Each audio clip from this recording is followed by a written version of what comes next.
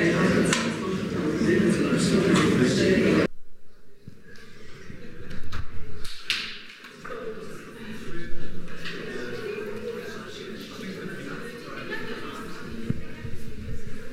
very good evening. I think it's about time. Thank you. Okay. Before we zoom into what we're supposed to do today, I want us to tie up a few loose ends that we couldn't quite finish yesterday so that we can make sense, of what is the ultimate project in Mamdani's work, Citizen and Subject. Now, in order to do that, let us recall the distinction we drew yesterday between citizens and subjects.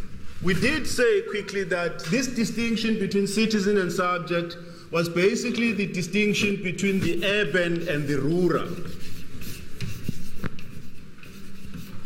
Importantly, we also said that this distinction between citizens and subject was the distinction between those who were governed in accordance with civil or common law and those who were ruled through customary law.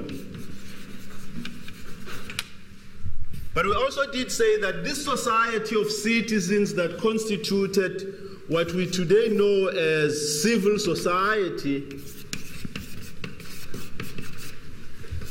did not prefigure yet another uniform or homogeneous society of the colonized. If you wish, this was the society, the civil society was the society of the colonizers.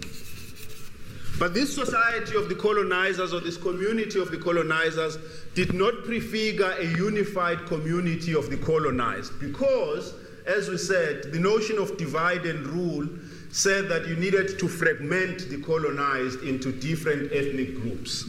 And so what existed here indeed were the colonized, but colonialism did not confront them as this unified whole. It fragmented them into different ethnic homelands or ethnic containers.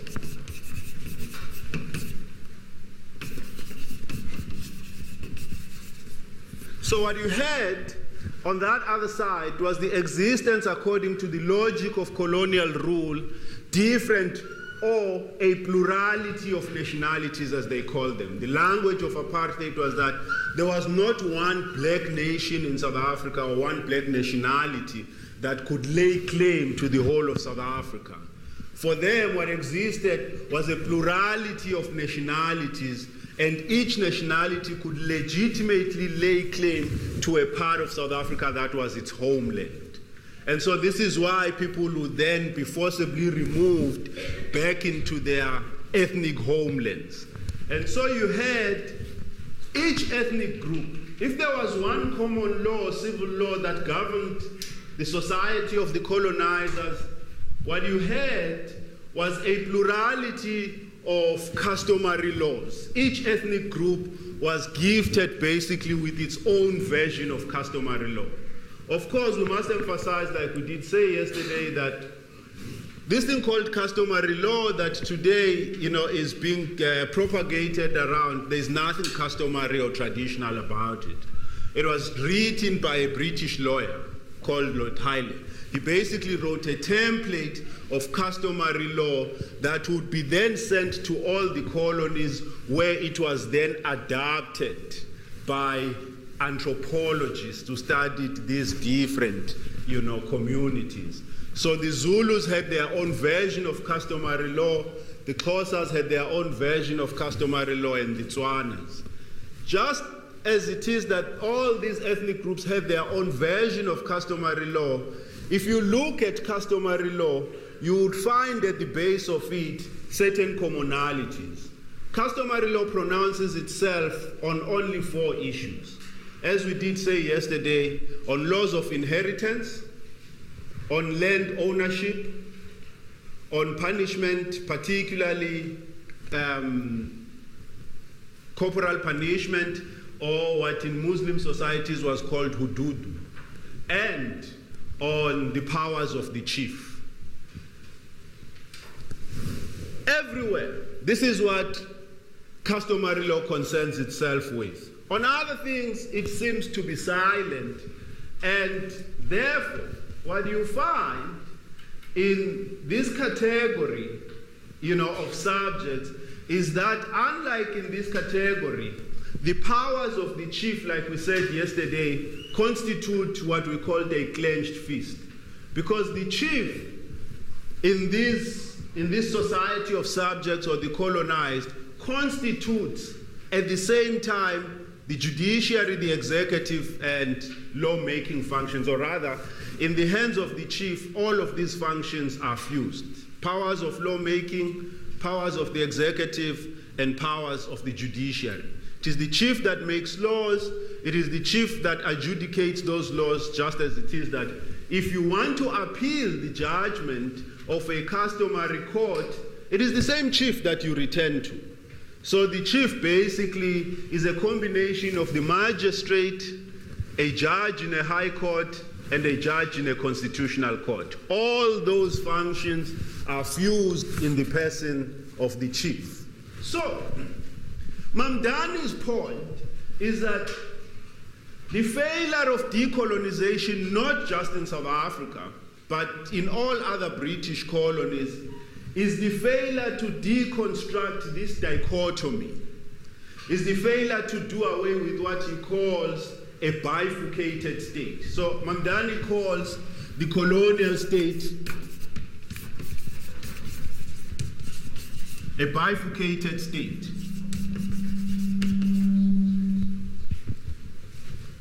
So Mamdani's point is that the failure of decolonization project in most African states, particularly in South Africa and in other British colonies, is the failure to undo what he calls the bifurcated state, this distinction that exists between citizens and subject. As he says, what happens as a result of nationalism's limited understanding of colonialism is that there is a deracialization of this category of citizens, because previously this category was exclusively white. It was the white colonizers only who belonged to this category. And so according to Mamdani, what happens is that there is a deracialization of civil society. But this deracialization simply means that a few subjects are able to cross over to this side, meaning, as we tried to demonstrate yesterday, that a few black colonized are then able to move to the urban areas and get integrated into civil society and begin to have all the rights that previously the white colonizers had. And so, as we tried to demonstrate yesterday, you have the subjects who have moved over to a deracialized civil society. They have, for instance, the same rights of mobility, of social mobility, that those who remain here in the rural areas do not have. We said yesterday that if you dwell in the urban areas, you can decide that when you've had enough of Cape Town, you sell your property and go live in Joburg. Whereas, if you are a subject of a chief and you dwell on land that is communally owned, you cannot sell land in the rural areas, one. Just as it is that you cannot individually own land in the rural areas. Because remember, customary law, we said, pronounces itself on land ownership. And so it is said that customarily, land cannot be owned by an individual. But also, in the rural areas, just as it is that land cannot be owned by an individual, land is not an alienable property. You cannot alienate land, meaning that you cannot use land like you can in the urban areas in order to accumulate. If you have a house in the urban areas, you can go to the bank and against your house or your property, get a loan from the bank. In the rural areas, you cannot use land in that instance. It does not have the same status as land in the urban areas. You cannot use land in the rural areas as collateral in order to get capital and then do other things with that capital. So, what happens is that those who remain within this community of subjects do not have the same rights, do not have the medley of rights that people have in the urban areas. There's a whole host of these rights. We could go on enumerating them, like the rights of, inheritance, where you can write a will if you live in the urban areas, and you cannot write a will here because the laws of inheritance are customary laws.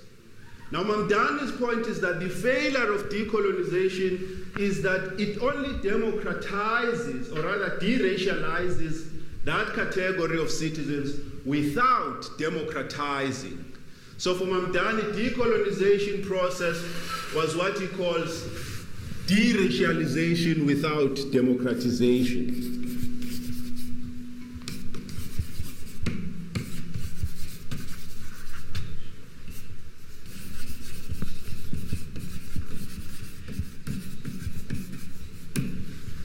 So for Mamdani, what happens? There is a deracialization of this category that admits a few black people who are able to leave this category of subjects, but there is no democratization of society as a whole. And so the limitations of decolonization for him is that decolonization in South Africa and in other British colonies simply amounted to what he calls deracialization without democratization. Now that is very generic. Here is a major problem with this distinction. It is that there is a whole host of problems that lie in this category.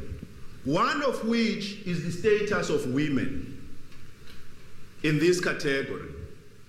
Now, it is again said that customarily women cannot own property. Two, it is said that customarily women cannot inherit. So customarily, even if, or let's begin here, according to customary laws of inheritance, it is assumed that the firstborn inherits the wealth, of the father and the mother. But if the firstborn happens to be a female, that right moves on to the secondborn if the secondborn is a male. But if the secondborn is also a female, that right passes on until it finds a male somewhere in the hierarchy of the children. And so, customarily, what this category of subjects does is that it keeps women as perpetual minors. This category of subjects that exists until today in South Africa keeps women basically as perpetual minors who cannot have the same rights that men have, even in this distorted, world of subjects. So Mamdani's point is that the failure of democratization is the failure of bringing liberation to all categories of society. That's what he calls the failure of democratization. It is that colonial, or rather decolonization, fails to bring liberation to all categories of society. First, to this category of people who dwell in the rural areas, but even more so for women who live in the rural areas. So there is somewhat of a double whammy, so to say, for women who remain in this category of subjects. And that is what Mamdani calls the failure of democratization. Now his point is that because the study of colonialism was largely premised on the assumption that all that you needed to undo was the economic power of colonialism or the economic structure, you then fail to look at other institutions of power like this institution as it prevailed under what is called divide and rule, or what is called indirect rule. what we called yesterday direct rule, or what we call divide and rule, is also called indirect rule, which is what Mamdani calls decentralized despotism. So I thought we should tie those loose ends, because yesterday we were a bit out of time, and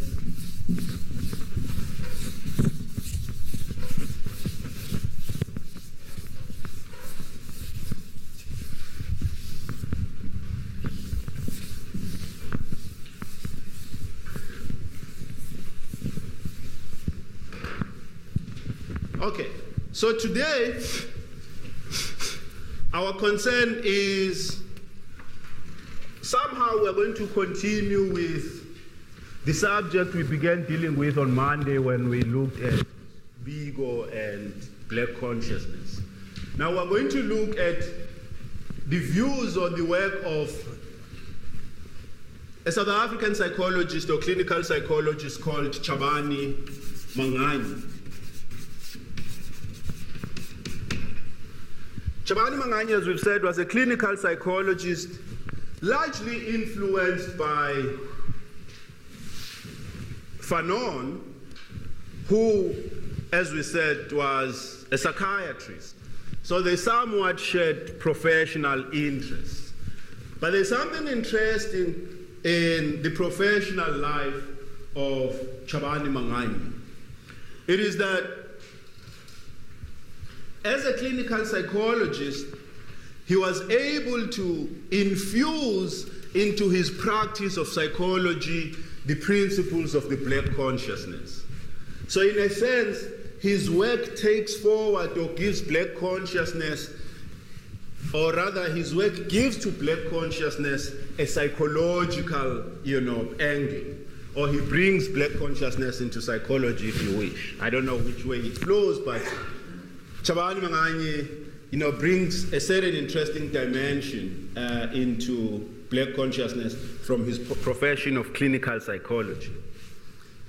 The book that we're going to focus on is titled Being Black in the World.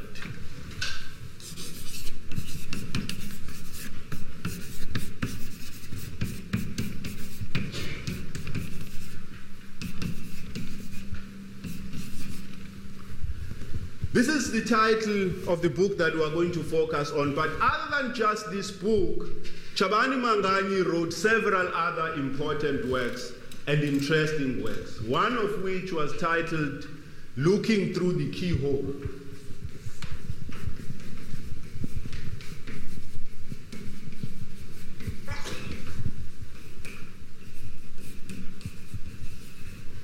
Now, Looking Through the Keyhole is basically not quite biographical, but it's a recollection of his experiences teaching in Yale in the US in the 1970s. He teaches in Yale between 1972 and 1974, and interestingly, he was teaching a seminar on Camus. Now, those who know Camus would know that Camus was a philosopher of the absurd. His interest was to write about absurdity, what constitutes absurdity. So he became known as, or famous as, the philosopher of the absurd. I think his most, popular book is The Myth of Sisyphus. That's one other text that Chabani Manganyi wrote. The other one was a biography of yet another important black South African, and he titled that I'm an African.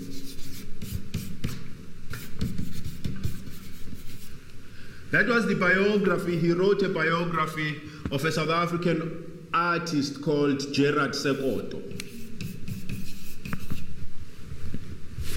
Many would know Gerard Sekoto for his famous, work of art titled The Song of the Pig. The Song of the Pig is that artistic work where you have a white male figure standing smoking a pipe, and you have black people in a line working with their pigs.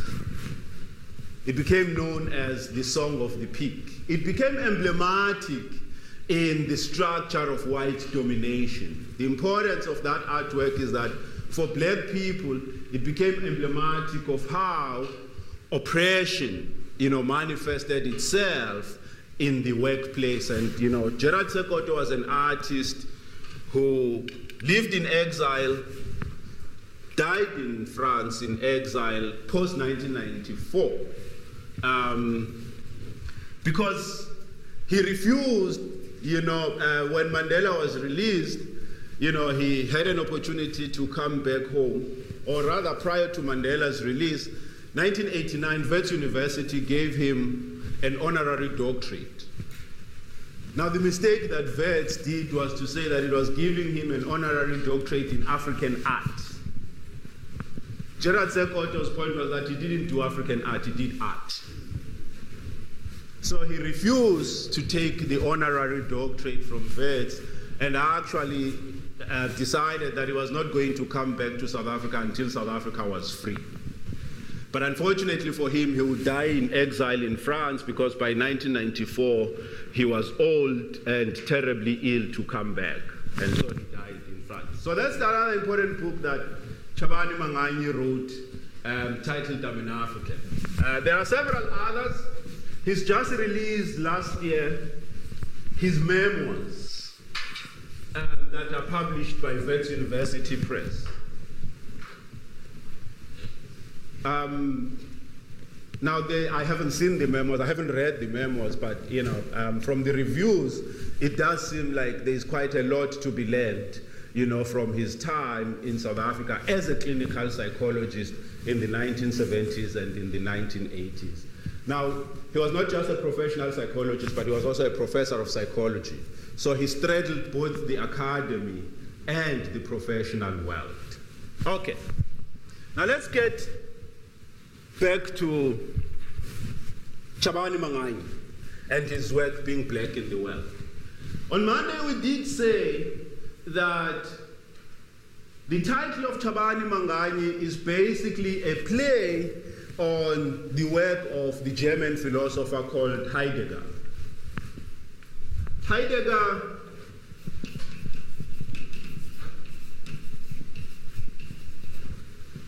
wrote a book titled Being and Time. That's his major work, amongst several other things that he wrote. So Heidegger was a phenomenologist, or a German phenomenologist.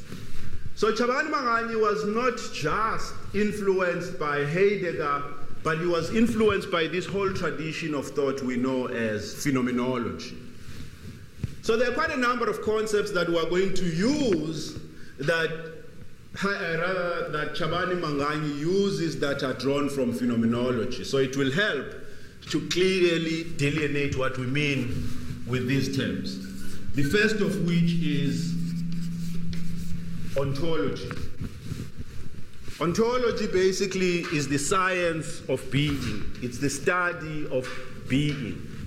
It's the study of existence. Or it's the analysis, if you wish. It's the analysis and understanding of being.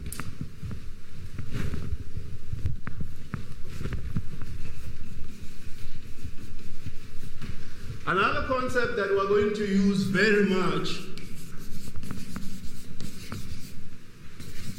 is phenomenology. Phenomenology is a philosophical approach to studying anything that basically, as we said on Monday, reduces the distance, in fact, eliminates completely the distance between the knower and the known, between the subject and the object. It eliminates or reduces the distance between the knower and the known, which means that when you undertake a phenomenological understanding of anything, what you do, you go directly to what it is that you want to study. When you undertake a phenomenological understanding of anything, you do not access whatever it is that you are studying via a theory or via another perspective. You go directly to what it is that you want to understand. So phenomenology is not too far different from ethnography. It's not quite ethnography, but it's not too far different from ethnography. Now, you would know ethnography is basically that mode of study that consists of what we call a thick description. So if I'm doing a phenomenological study or an ethnographic study of this classroom, I'm going to describe in detail what exists in this classroom at this moment. You know, who is here, how many people are here, what are their postures, you know, what are their, hairstyles, and all of those kinds of things. It's thick description because it doesn't leave out any detail. It does not eliminate details. It captures, or let's put it this way, it tries to capture the reality as is. So it does not say that this piece of information is not important. In ethnography, virtually everything is important. How people were seated, how people responded to certain things when they were said, what were their facial expressions. Those are the kinds of things that ethnography concerns itself with. Now, phenomenology basically does a similar thing. What it does is to refuse to access this classroom via a theory. Now, if I access this classroom via, for instance, a Marxian theory, my concern would be to what class did the people in this room belong? Now, already I'm eliminating certain information. My concern is the class category to which people belong, whereas phenomenology removes all of that. So phenomenology basically functions on the basis of what we called the other day phenomenological reduction, which is to eliminate the distance or the gap between the knower and the known. The other concept that we're going to encounter quite much from Chabani Mangani is the concept of a lived experience.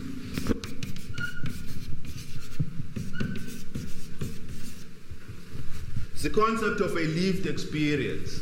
Again, here, basically what phenomenology does is to say that people's lived experience is what constitutes knowledge. It is not an analysis of that lived experience via Marx, via Weber, via a liberal theory. No. It is the actual lived experience that constitutes knowledge. Let me try and demonstrate. So if you were a liberal and you wanted to understand, for instance, the existence of people in Kaelicha, what you are going to say is that there is a number of people who live in a location that are afflicted by poverty because they live on less than $1 a day or whatever is the accepted, bar for poverty. Phenomenology would not do that. What phenomenology would do is to follow the lives, the lived experience of the people in Kaelicha. So what is it like to wake up in Kaelicha in the morning at 4 a.m. in the dark and walk to the train station as a female security who's likely and who knows very well that on your way to the train station, you are likely to be accosted by criminals who are going to rob you. But in any case, you still go and get to the train station and wait for a train that might not come on time and get to work and told that you are late. And of course, you have no excuse because as a black person, it is known that you are always late. Now, that's what phenomenology does. It follows the lives, the lived experience of the subjects that we are concerned with, rather than what a liberal studying poverty would have done. You could sit in your office as a liberal interested in poverty and imagine the lives of people in Kaelicha. They earn less than $1 a day. They do not have they do not have access to certain facilities, and you can write about their life from your office, because what you have done, you've taken the liberal indices of poverty and worked on the basis of them, rather than a phenomenologist who goes straight to the life of poverty. So when you do phenomenology, you write about the life of whatever it is that you are concerned with. When you study street vendors as a phenomenologist, you do not sit in the office and say that mostly they have goods that are worth $10 in any case, and so they live below poverty. You actually go there and follow their lives from morning until the end of the day and describe how much they make and how they try to make life out of their existence. That's what phenomenology does. And that's what using the lived experience means. Now let's get on to being black in the world.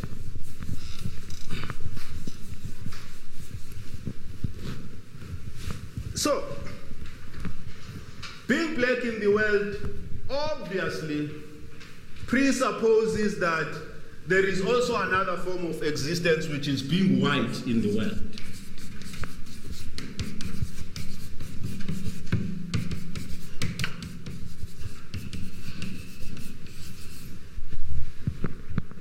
Because we said on Monday that identities are relational. You are white because you have an idea of black. Or, to simplify, the reason why as an individual person you have a name is so that we can distinguish you from the next person. Because if you were the only person on earth, we would call you the human. So what the name does is to distinguish you from the next person. So that is why we say identities are relative. You acquire your identity relative to the other identity. You are white because I'm black. I'm black because you are white. If Europeans were the only people in the world, there would be no need for them to call themselves Europeans. They call themselves Europeans because there are people who are black. They call themselves Europeans because there are people who are Asian, there are people who are Latin American. So identities are constituted in relation to the other. Your idea of being female is predicated on knowing the other identity, which is male. So, being black in the world, according to Chabani Manganyi, presupposes yet another identity, which is being white in the world. Now, at the base of this, what Chabani Manganyi wants to demonstrate is that there are these modes of being in the world that are completely different. Simply, we habit the world differently. The way in which as a white person you habit the world is different from the way in which a black person habits the world. So there are certain modes of being in the world, one of which is white and the other is black. Now, so how does this happen? The starting point for Chabani Manganyi is to say that as a human being, as an individual, you grow up and come into consciousness and you have a certain understanding of yourself, a certain perspective of yourself as an individual. So when I came into consciousness as an individual person, I thought of myself as a human being who has certain capabilities. I was assured of my capabilities and thought that I am this individual who have these capabilities. And one of the things I came to know about myself as an individual person is that I'm a stickler for time. I keep time. So my own self-understanding of myself as an individual is what, according to Chabani Manganyi, constitutes your individual schema.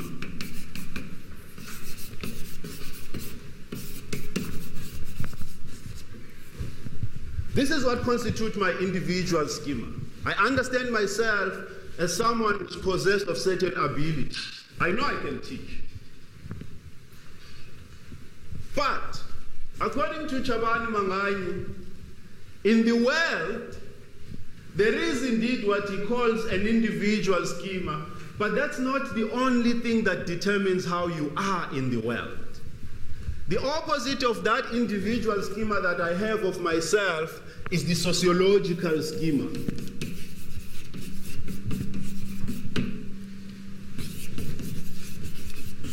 Basically, by the sociological schema, Chabani Manganyi is basically referring to those widely held views about me. Those views that society holds about me, whether I acquiesce to them or not. So, it may be that at an individual level, my individual schema tells me that I am indeed a stickler for time. I do not like people who do not keep time. But there is a societal schema that black people don't keep time. So whether I acquiesce to it or not, I have no option. The way in which I habit the world, I find that that sociological schema that assumes that black people don't keep time also applies to me. So it means that irrespective in a society where this sociological schema is predominant, where this sociological schema constitutes the dominant ideology, it means that what it does, it comes to overshadow the individual schema. So, as we've said, irrespective of the fact that I think of myself as someone who keeps to time, there is this sociological schema that concludes that black people do not keep time, do not have a sense of time.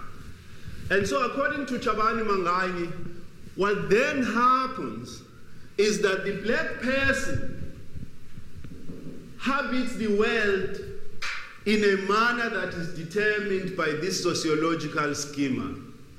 This sociological schema is what comes to prevail over the individual schema. Because, as we've said, what happens is that between the individual schema and the sociological schema, there is then a disjuncture. There is then a disjuncture between the individual schema and the sociological schema. But this disjuncture is only experienced by black people, because the sociological schema affirms everything about white people. It says that white people keep to time, they have a sense of time, they are organized, and all of those virtues that pertain to a good society. So this is why then Chabani Manganyi says there is a way of being in the world that is peculiar to black people. Because for black people, there is this sociological schema that is, in a sense, turned away from them. Whereas for white people, the schema affirms everything about them. And so, in simpler language, the values of this sociological schema are the values of the white world. Whereas, for the black world, the values of this predominant sociological schema are antithetical to their being. So what happens is that as a black person, you habit the world in a manner different from a white person, because, as we've just explained, for the white person, the sociological schema, there is congruence for white people between their individual schema and the sociological schema. Whereas for black people, there is a disjuncture, as we said, between the individual schema and the sociological schema. Now, let us take this a little forward. Chabani Manganyi says that it doesn't matter. For a black person, being in the world means that you cannot win. Because you may try to keep to time, or rather, let's say that there are two possible reactions for an individual black person to this sociological schema that says you don't keep time. One is that you can then as well give up and say that in any case, society thinks of me as this kind of a person. So there is no point trying to behave otherwise, because in any case, society is not going to value my attempt to keep to time. Because society is going to continue in any case to say that black people don't keep time, irrespective of the person that they've seen this black person who consistently keeps to time. But they never change. I teach in this university, and every day I'm in the classroom 10 minutes before, but the view doesn't change that black people don't keep to time. So, the reaction, one possible reaction is to give up and say, why do I have to bother being on time? Because in any case, society thinks that black people don't keep to time. So you end up on a losing end in that respect. Or, the other alternative, for instance, is that you then become, in the South African parlance, you become a cheeky black. Because you then go to class and then your individual schema tells you that you are capable. You keep to time, you are capable, you know how to teach, you have as necessary capabilities as a lecturer as anyone else. But then society still finds a need to say to you, you are a good lecturer. But it doesn't say so to a white person. Because it assumes that a white person is a good lecturer in any case. So, when I go to class and I refuse people complimenting me that I'm a good lecturer, then you become a cheeky black who's too self-assured of himself or herself. So Chabani Mangali says that for a black person, you live in a no-win situation. Because, as we've said, whichever extreme lands you into trouble. You either give up or you assert yourself and then you become, a problem, or you become what in South Africa is called a cheeky black. Now, that's the one point that demonstrates that black people habit the world differently from white people. The second point that demonstrates that black people habit the world differently from white people is that over time, when you find as a black person that irrespective of your individual schema, the sociological schema has tabulated the characteristic features of your being as a black person, you begin to experience yourself as an object. You begin to experience yourself as a black person as an object whose self is outside of himself or herself, that is available there described in a certain way. This object that is external to yourself is this black person who doesn't keep to time, who's morally inept, who's intellectually incapable, who's everything that black people are. Now, virtually all the things that I've tabulated, I'm not. I'm not intellectually incapable. I'm not immorally lacking. I'm not culturally lacking. But black people are. So there is that external object that is black people. So I come to experience myself as an object that is external to myself. Unlike a white person who experiences all of these things as being internal to himself, in fact, who experiences his whiteness or a whiteness as an embodiment of all of these things. So you have a sociological schema that basically affirms just through the white body, that affirms intelligence, that affirms moral uprightness, that affirms all sorts of values. So when a white person appears, the white person doesn't need to do anything to demonstrate that he or she indeed is morally upright, that he or she indeed is bright, or that he or she indeed is not sexually permissive. So the white person is, by his or her body, an embodiment of all of these positive values, such that he experiences the world every day as something that affirms him.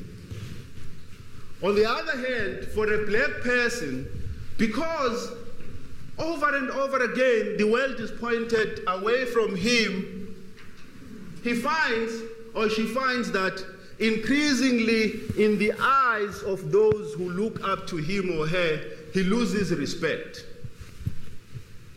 Now take black adults. Over and over again they suffer all sorts of humiliation from the white world or from white people. And as a result of that, their children come to lose respect for them. And so they live, in a sense, that phenomenologically Chabani Manganyi characterizes as a sense of emasculation. They have a sense, or they live in a sense, what Chabani Manganyi calls phenomenologically as the sense of, or a feeling of emasculation. Because over and over again, all the things that black children expect of their elders or the adult people, they find that rather the experience, the reality of the lives of the elders is such that it becomes impossible to respect them. And so they lose respect for them. And you find adults existing in a situation of emasculation. Now, this leads to all sorts of pathologies, according to Chabani Manganyi. This leads to all sorts of pathologies where they then have to find other avenues to reclaim that respect. So they tend, in most instances, to violence, to reclaim that respect, in order to reassert themselves so that they may again have the respect of, the children, and in certain instances, their partners, their wives. And so, according to Chabani Manganyi, they exist in that sense of emasculation, which white people do not experience. The other point about how black people habit the world that distinguishes the way in which white people habit the world, or for evidence of that, you have to think of the us and them distinction in South Africa. When white people say us and them, what do they refer to? They refer not just to white people as mere bodies. They refer to certain values that whiteness represents or that white people represent, and certain values that define or characterize being black. And so this distinction between us and them, when it was us in power, it wasn't like this. When it was us, there were services, or when it was us, things worked better. It is not just a distinction between inefficiencies of government, no. It is a distinction between a people who have capabilities and a people who do not have capabilities. Or people who, because of their race, do not have certain capabilities. So the distinction between us and them ensures that there are people who habit the world in a certain way, in a way that affirms or assures them that they would succeed, and people who exist in a world that assures them that they will not succeed, or that success is antithetical to them in every respect. They do not succeed in running anything efficiently. They do not succeed in doing post-grad studies. They do not succeed in anything, because their category, the category to which they belong, the them, is actually not just physical human beings. It's a world of certain capabilities and certain values. So Chabani Manganyi insists that there is an us and them distinction that ensures that black people exist in the world differently from white people. Now, one of the key ways in which you maintain the distance or the gap between the us and them is through the notion of time. One of the ways in which you maintain the distinction between the us and the them is the notion of time. Now, we do not habit time in the same way, because indeed the world thinks of the African as, or the world thinks of the time of the us, the modern, as the time of the modern. The world thinks of the them as existing in time of tradition.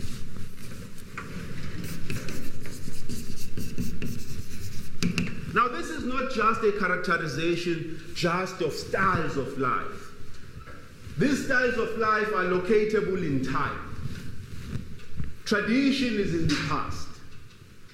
Sociologically, when you think about tradition, you think about things that exist in the past.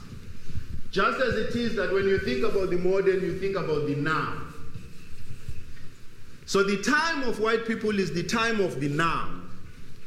It is the instantaneous time of the now. It is the punctual time of the now, meaning that it beats just as the seconds in a clock beats. It's instantaneous. Whereas the time of the them, or the time of tradition, is the time of the past. Is the time of what existed in the past. Now, when you locate people in different times, obviously those people cannot be equal. When other people exist in a different time, and that time is the time from which you come from, the time that you've left behind, it means that there is an asymmetry between their time and your time. So the time that you've left behind is the time where they still exist, whereas you now exist in the modern time.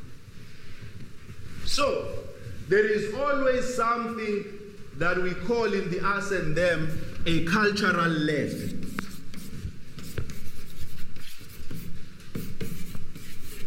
Or a cultural gap. Now this cultural gap is not, as we've said, just the gap of culture, it's the gap in time. Some people are thought to exist in a different time that is past. Now those of you who read literary works would perhaps recall a novel by Joseph Conrad, Heart of Darkness. Now in Heart of Darkness, Joseph Conrad has two interesting scenes. One, he defines the virtues of River Thames. Serenity came upon us, the evening was upon us, we watched the serenity of the river that leads to civilization. That's River Thames. And then another scene, he describes River Congo. This is a river that meandered, in which you were likely to lose your way and begin to think that you were bewitched.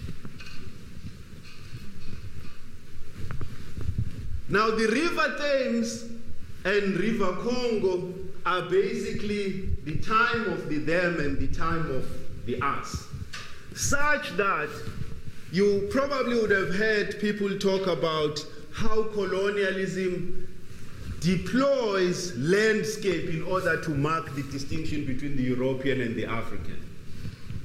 The landscape of the European or the civilized is a domesticated landscape, whereas the landscape of the African is wilderness that you cannot make sense of. But more importantly, the cultural leg that is said to exist between the us and them, or between River Thames and River Congo, does exactly that. It is to locate other people as belonging to another time and another people as belonging to another time. But these two times are not equal. Those who live in the now have been through that time. They've left that time behind. And so those who still habit that time are caught in that gap. They have to catch up with us. So this is what white people mean when they say that, black people need to grow up to our level. When they say they need to grow up to our level, you grow through time. You don't grow physically, you grow through time. So what they mean is that we still have to grow through time just as they have evolved through time. But here is the problem with this schema. It is that you can never catch up with them because they are growing. They are not waiting. So this is why we remain perpetual children. This is why we are Peter Pan's children, because we can never, we're Peter Pan's children in the 70s. 20 years after, we are still Peter Pan's children. 50 years down the line, we'll still be Peter Pan's children because we can never catch up. there is a way in which black people habit the world that is different from the way in which white people habit the world. And to further amplify that, let us take an important anthropological study by Johannes Fabian. Johannes Fabian wrote an interesting anthropological study titled How Anthropology Makes Its Other.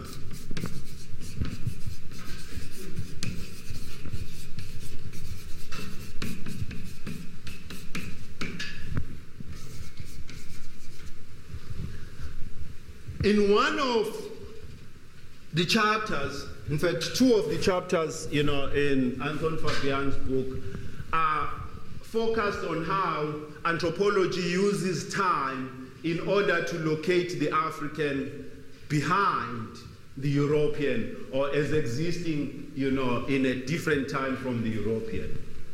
Now, this is how anthropology does this. Anthropology is a study of primitive societies. Now, where are these primitive societies to be found? They are to be found in Africa. Because Europe has now become modern and primitive societies no longer exist there, anthropology had to be pointed towards Africa. But also, primitivity is not just a state of existence. We know of primitive time, isn't it? We know of the time of primitivity. So primitivity doesn't just mark the state of existence, it marks a certain time of existence that we call the primitive times. So if you can still find primitive people in Africa that are legitimately an object of anthropological study, those people exist in primitive time, which is the time that Europe has long left behind. As a result, Johannes Fabian's conclusion is that anthropology uses time in order to deny the co-humanness of the African. The European anthropologist uses time in order to deny the co-humanness of the African. Now he calls this, doesn't call it co-humanness, or what the term appropriately he uses in his book is that he says, as a result of anthropological time, there is a denial by the European anthropologist of coevality. There is a denial of coevality. In simple, there is a denial of humanness of the African. So the humanness of the European is lacking in the African. So, according to Chabani Manganyi, if colonialism and the South African society, which is his concern, operates on the basis of this schema, of these two different schemas, one for black people and one for white people, the question he asks is, would change have meant the same thing for white people and black people when decolonization came? Should change have meant the same thing for black people and white people when decolonization came? Simply no. Because if black people habit the world differently from white people, what needed to change for black people was not the same thing as that needed to change for white people. So the problem with South Africa's decolonization or independence is that there was an erroneous assumption that what needed to change for white people was the same thing that needed to change for black people. Whereas these people cohabited two different times or existed in the world in different ways. One last point, and I'll shut up. I know that time is not on our side, but I do not want tomorrow to come back and... So in Being and Time, Chabani Manganyi has a chapter titled Nausea. Nausea is not the medical nausea where you feel like vomiting, no. Nausea, as he uses it here, is actually borrowed. It's again and those who were ruled through customary law. But we also did say that this society of citizens that constituted what we today know as civil society did not prefigure yet another uniform or homogeneous society of the colonized. If you wish, this was the society, the civil society was the society of the colonizers. But this society of the colonizers, or this community of the colonizers, did not prefigure a unified community of the colonized, because, as we said, the notion of divide and rule said that you needed to fragment the colonized into different ethnic groups. And so what existed here indeed were the colonized, but colonialism did not confront them as this unified whole. It fragmented them into different ethnic homelands or ethnic containers.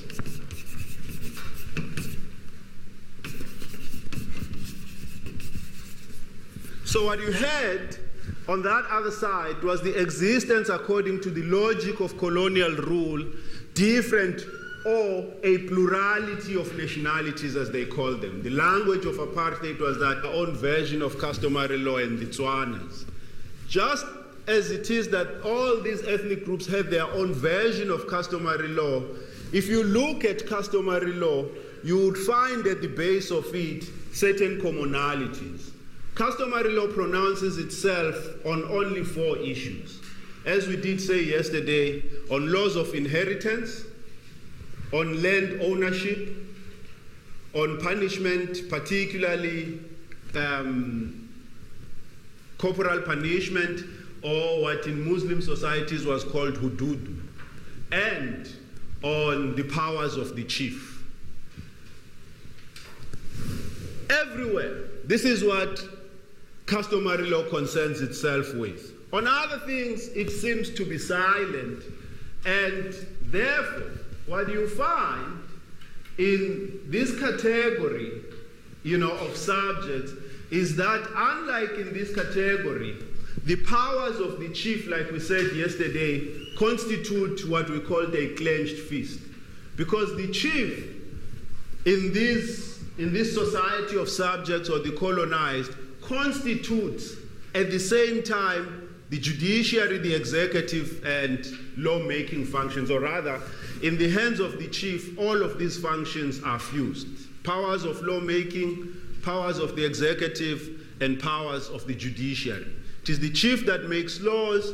It is the chief that adjudicates those laws, just as it is that if you want to appeal the judgment of a customary court, it is the same chief that you return to. So the chief basically is a combination of the magistrate, a judge in a high court, and a judge in a constitutional court. All those functions are fused in the person of the chief. So, Mamdani's point is that the failure of decolonization, not just in South Africa, but in all other British colonies, is the failure to deconstruct this dichotomy, is the failure to do away with what he calls a bifurcated state. So Mamdani calls the colonial state a bifurcated state.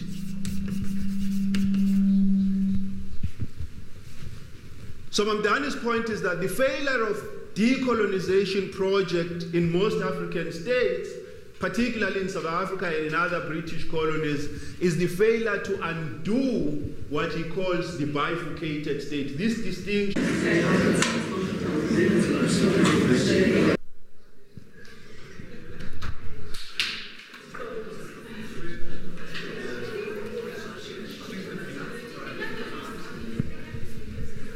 A very good evening. I think it's about time. Thank you. Okay. Before we zoom into what we're supposed to do today, I want us to tie up a few loose ends that we couldn't quite finish yesterday so that we can make sense, of what is the ultimate project in Mamdani's work, Citizen and Subject. Now, in order to do that, let us recall the distinction we drew yesterday between citizens and subjects. We did say quickly that this distinction between citizen and subject was basically the distinction between the urban and the rural. Importantly, we also said that this distinction between citizens and subject was the distinction between those who were governed in accordance with civil or common law. There was not one black nation in South Africa or one black nationality that could lay claim to the whole of South Africa. For them, what existed was a plurality of nationalities, and each nationality could legitimately lay claim to a part of South Africa that was its homeland. And so this is why people would then be forcibly removed back into their ethnic homelands. And so you had each ethnic group, if there was one common law, civil law that governed the society of the colonizers, what you had was a plurality of customary laws. Each ethnic group was gifted basically with its own version of customary law. Of course, we must emphasize, like we did say yesterday, that this thing called customary law that today, is being propagated around, there's nothing customary or traditional about it. It was written by a British lawyer called Lord Hailey. He basically wrote a template of customary law that would be then sent to all the colonies, where it was then adapted by anthropologists who studied these different, communities. So the Zulus had their own version of customary law, the Xhosas had their